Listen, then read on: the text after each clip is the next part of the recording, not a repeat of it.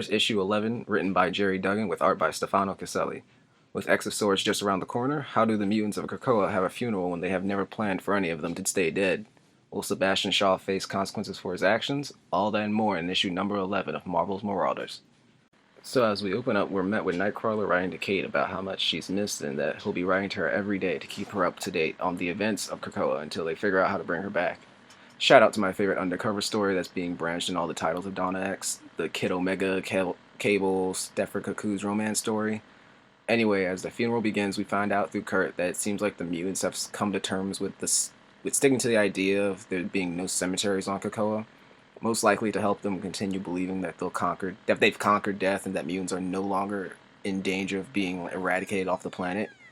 Whatever the thought process is, decided to give her like the cool Viking funeral thing where they like light the ship on fire. Emma, surprisingly, is taking this really hard. I'm assuming it's because she probably feels bad, or she probably is the one feels at the most fault for getting Kate killed by offering the position of the Red Queen of the Hellfire Club, or company now. She's greeted by returning Lockheed, who the X-Men thought was also lost at sea when Kate was killed, and after a quick mind scan, Emma learns that it was Sebastian Shaw who dealt the fatal blow. Emma decides to keep that bit of information to herself and asks Xavier to try to bring Kate back one more time, and Xavier complies, although saying it will be the last time before they pause on Kate and focus on the other fallen mutants. Later, Storm is meeting with someone from X's desk and tells her that the mutants appreciate the tip that she provided and they were able to stop the Varandi from sabotaging Krakoa's medicine exports in Madripoor.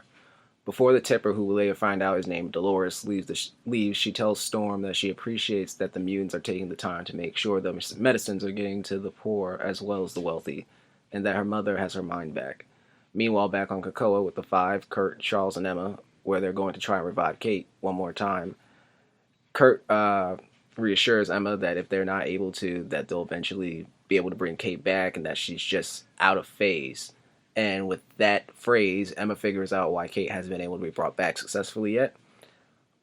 So she wakes up her Kate's husk's ability to phase, and with that, the husk is able to phase through the egg pod thing that they've been using to resurrect the mutants.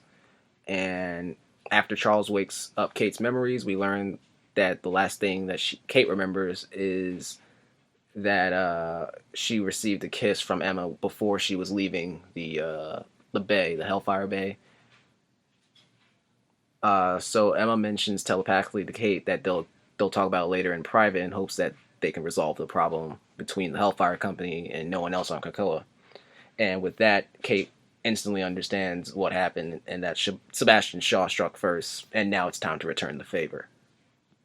Marauders issue 11 was a fun issue where so much stuff happened. We finally learned why Kate wasn't able to be resurrected correctly. We found out what a funeral in Krakoa would look like if another mutant were to die and be unable to be brought back.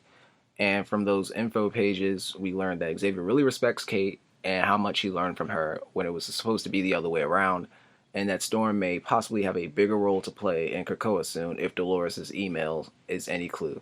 And I believe it does, considering in the Free Comic Book Day issue, we saw Storm seems to have her own tarot card from the four that were shown to be important for the X of Swords event. So yeah, Marauders issue number 11 was a real fun, packed issue where I feel comfortable with giving it an 8 out of 10. Can't wait for more.